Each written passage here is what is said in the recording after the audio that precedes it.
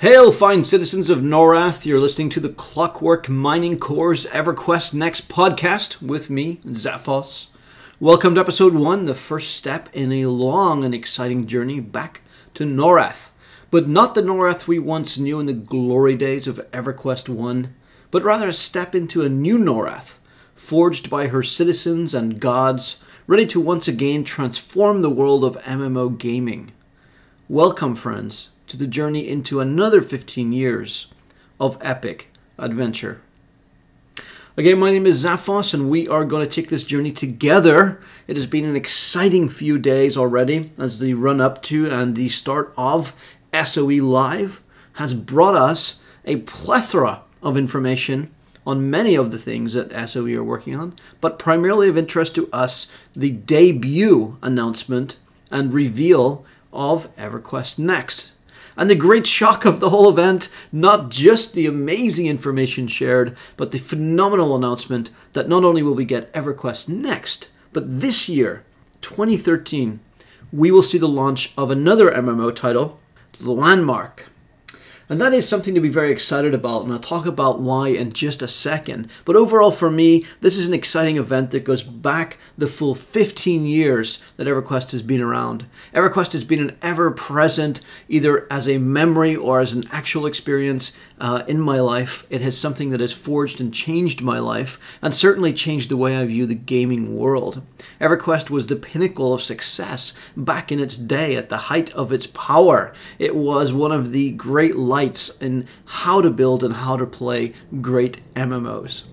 Things have changed a lot since then. Games have changed a lot, players have changed a lot, and there's a lot to be said for the good and the bad in what we see in MMOs today.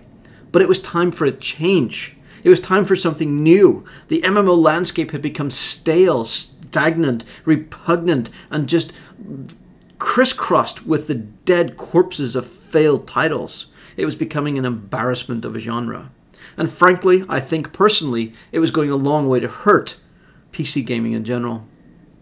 For me, I'm excited to bring you guys the content that we're going to look forward to in the months and years ahead. We're going to cover Everquest Next, we're going to cover Everquest Next Landmark, and we're going to go through it all in gruesome, juicy, and glorious detail. And I hope that you join me on that journey, as it's bound to be a very exciting one. For me, the story of Everquest is one that's just steeped in legend, in tribal knowledge, in lore, in all kinds of craziness. I can't count how many times I drowned myself in pools and dungeons, great epic journeys looking for J-boots and fungi tunics. Oh my gosh, the stories are massive, and it's the stories that made Everquest such a wonderful game. The friends that we made, the people we hated, the guilds that we loved. All the things that we love to do together. It was all absolutely fantastic. And yet somehow along the way, so much of that got lost in the modern MMO. I'm really excited for all the things that were revealed today, and let's talk about a couple of them really quick. This particular podcast is going to be a little bit high level. Overall, let me tell you what to expect from these podcasts. We're going to take particular topics of interest to Everquest Next and to Landmark, and we're going to talk about them in some depth. I like to analyze things. I like to analyze gaming. I like to think about how it works, and I like to take my 20 plus years of experience playing games and talking about games and being excited about games and sharing with you what I think about what we're going to see today and what we're going to see in the future from Everquest Next. Basically, we saw the announcement today, and we covered a whole bunch of new reveals. Everquest Next will be built in a voxel game universe. Oh my gosh, a voxel game universe. That is crazy. What is a voxel? Kind of a technical description or common term for a particular type of graphical element within a design, if you like. If you want to think about it in terms of Minecraft, you could think about it in that way. Voxels are essentially cubes that build up a world. You take a whole bunch of cubes and they become something that you can see clearly, an image, a stone tower, a bush, a tree. Typically, though, they've been limited in games like Minecraft by the fact that they are blocky. Not so much at all in Everquest Next. All the screenshots you see, all the things I show you here in the channel, all the images you see in the background, which are from Sony's Everquest Next, SOE's Everquest Next, you will see that those have been built with voxels. The team themselves are using that technology to build these things. So that's very exciting. If you've played the recent game Cube World, you may also then be familiar with voxels. Cube World is essentially a voxel-based game. It's built from voxels, and therefore you get all these cool abilities that you can do. One of them that jumps right out at me, of course, in Cube World is the ability to customize your weaponry by adding additional cubes to your weapons, and that's something we'll talk about in another episode. But what it really allows you to do that's fundamentally different is create and destroy at a whim, and that's something that's very, very exciting. And we'll talk about what that means, about what does it mean that you can destroy the world of Everquest Next, at least most of it. What does it mean that monsters can destroy essentially all of it? How does that play out? And that's one of the topics we're going to discuss. It's very exciting, and we'll introduce you guys to voxels, what it means, and some of the potential that it opens up for us as players in the game world.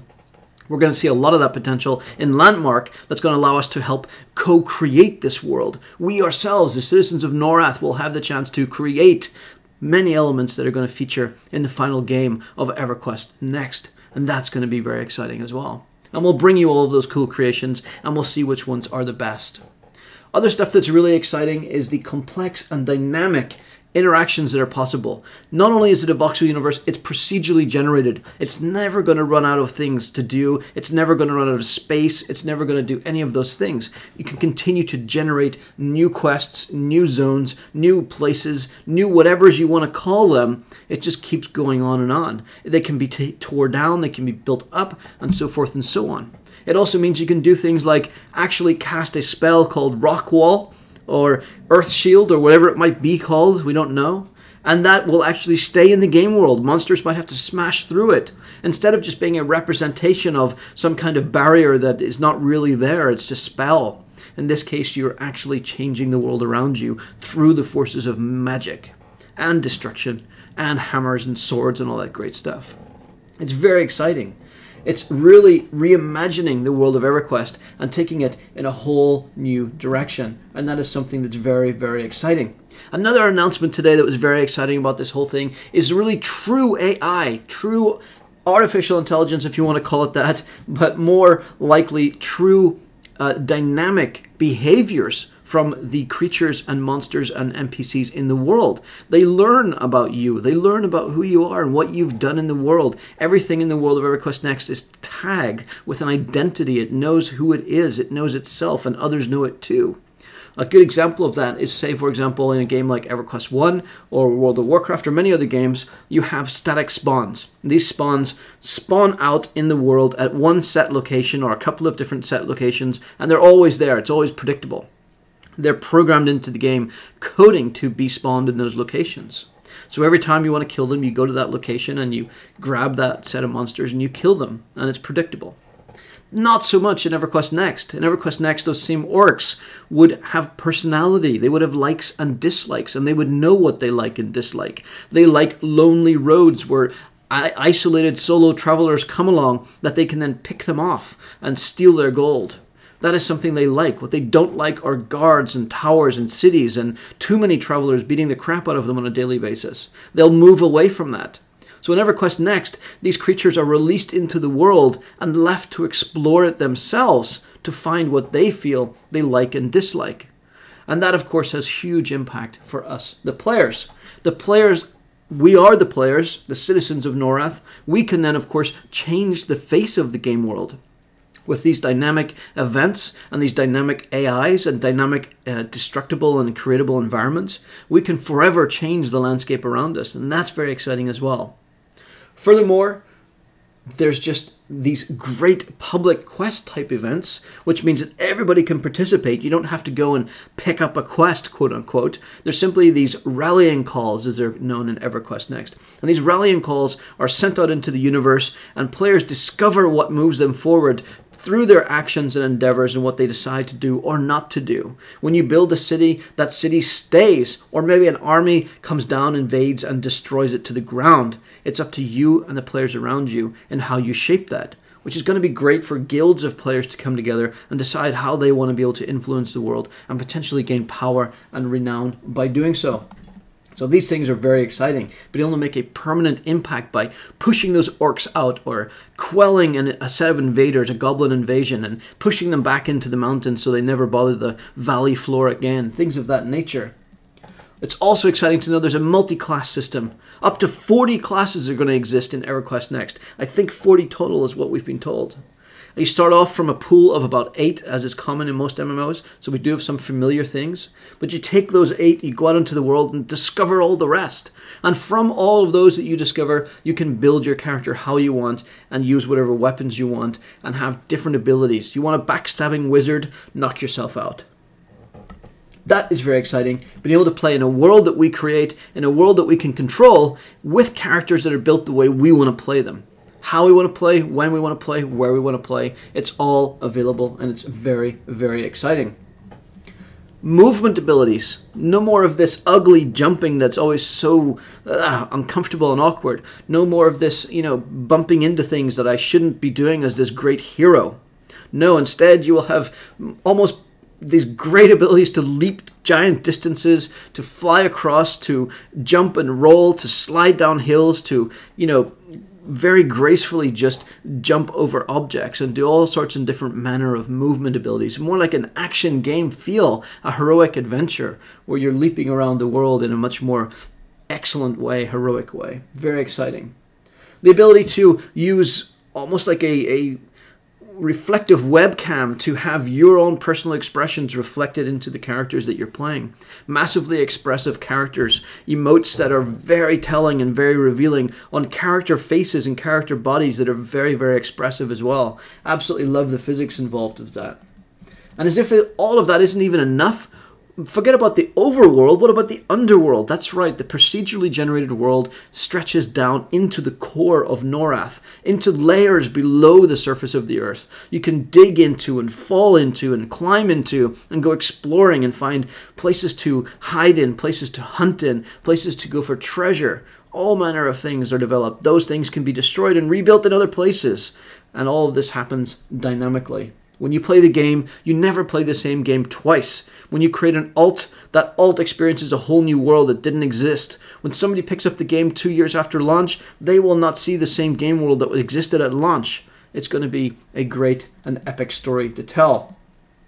Landmark itself is going to be great. Landmark is the precursor to Everquest Next, where we're being invited by SOE to join them, the developers, the gods of Norrath, in creating the world with them. There'll be competitions, there'll be live real money trading for items, there will be the ability to have competitions that result in your creations being featured in the Everquest Next world. Not just featured 1 or 2 places, but really becoming an integral part of how the Everquest Next world is created.